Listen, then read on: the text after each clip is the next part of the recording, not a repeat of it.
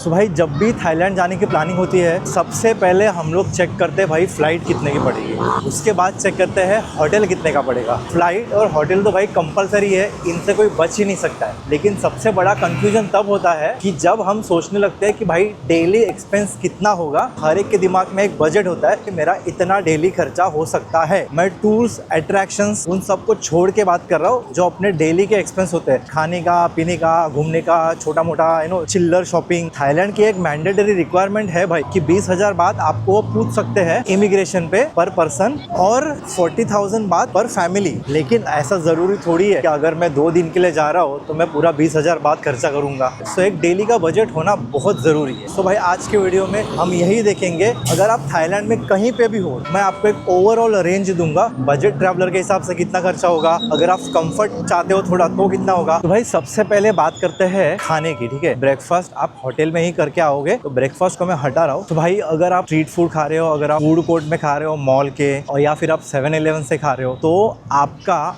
On an average एक time का मील का खर्चा होगा अराउंड 150 बात, जिसमें आप एक प्रॉपर मेन डिश, एक छोटा मोटा डिजर्ट और एक नॉर्मल नॉन अल्कोहलिक ड्रिंक ले सकते हो। सेम आप डिनर में भी जोड़ लो तो खाने का आपका दिन का होगा 300 बात रुपया अराउंड। अभी हम बढ़ते हैं उन लोगों की तरफ जिनको भाई इंडियन खाना खाना है। एक आपको मेन डिश पड़ेगी 300 बात में, ऊपर से रोटी राइस जो भी आप लोगे उसका आप 100-150 बात और जोड़ लो, तो आपको एक टाइम का एक जन का खाना पड़ेगा अराउंड 500 बात का, ठीक है। अभी आप कितने लोग हो वो हिसाब से आप एडजस्ट कर लेना, शेयर कर लेना, लेकिन मैं आपको ये बॉल पार्क फिगर दे रहा हूँ और ये बहुत ही रियलिस्टिक फिगर है। ये तो हो गया भाई लंच डिनर। अभी आप घूम रहे हो, आपको प्यास लग गई, कुछ चटर मटर खा लिया, बबल टी पीनी है, आपको कोल्ड ड्रिंक पीनी है, उसका आप मिनिमम जोड़ लो भाई 200 बात। अब भाई थोड़ा ट्रांसपोर्टेशन की बात करते हैं। अगर आप ट्रांसपोर्टेशन में मोटर बाइक यूज कर रहे हो, BTS यूज कर रहे हो यानी कि मेट्रो, आपका ना डेली का खर्चा जैसे कि वहाँ पे एक स्टेशन का ना 17 बात टिकट है, कुछ नहीं तो आप 4-5 स्टेशन तो जाओगे ही जाओगे और वो रिटर्न, तो उसका आप 100 बात पकड़ लेना। और अगर आप बीच में मोटर बाइक वगैरह कर लेते हो उसका एक 100 बात जोड़ लो, तो बजट ट्रैवलर का ऐड करते हैं 200। लेकिन जो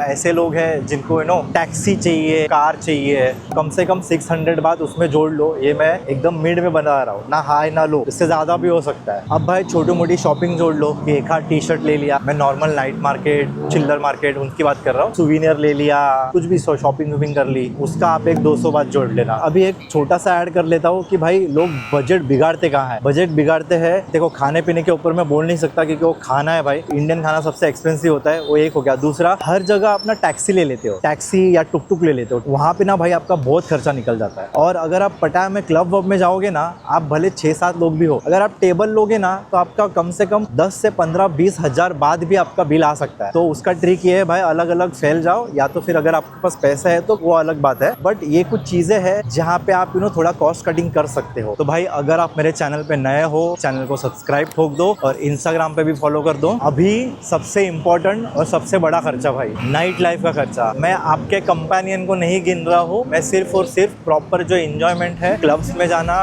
ड्रिंक्स पीना, उसकी बात कर रहा हूँ मैं। अगर आप पटाया में कोई भी क्लब में जाते हो, इंडियन क्लब में, तो आपको मिनिमम एक बियर गिरेगी 250 से 300 बात की, एक स्मर्नॉफ की बोतल 2500 बात की, रेड लेबल अराउंड 3-3.5 है, वैलेंटाइन 4-4.5 है, वो हिसाब से आप जोड़ लेना भाई। लेकिन अगर मैं इंडिविजुअल की बात करूँ तो अगर आप एक बियर भी लेते हो तो मिनिमम 300 बात आपको खर्चा आएगा, वो भी एक पाइंट का। आप मिनिमम 2 तो लोगे। ये हो गया इंडियन क्लब्स का। अगर आप पटाया में किसी नॉर्मल बार में जाते हो ना तो मिनिमम 150 बात की आपको बियर गिरेगी। बैंकॉक में भी अगर आप किसी बार में जाते हो तो मिनिमम आपको 150 से 200 बात की बियर गिरेगी ही गिरेगी। और बाय बियर में एक पाइंट की बात कर रहा हूँ। अब थोड़ा सिटी वाइज बात करते हैं। अगर मैं बैंकॉक की बात करूँ तो बैलेंस्ड है, क्योंकि यहाँ पे आपको सस्ते ट्रांसपोर्टेशन के ऑप्शंस भी मिलेंगे, सस्ते खाने पीने के ऑप्शंस भी मिलेंगे, और नाइट लाइफ में भी आपको बैलेंस ऑप्शंस मिल जाएंगे। अभी मैं बात करता हूँ पटाया। पटाया में प्रॉब्लम क्या है, नाइट लाइफ की वजह से आपका बजट ना बहुत हाई हो जाता है, क्योंकि ऑफकोर्स हर रात आप जाते हो पार्टी करने और पूरा बजट आपका उधर ही घुस जाता है। और अगर फुकेट की बात करूँ तो फुकेट भाई सबसे एक्सपेंसिव है।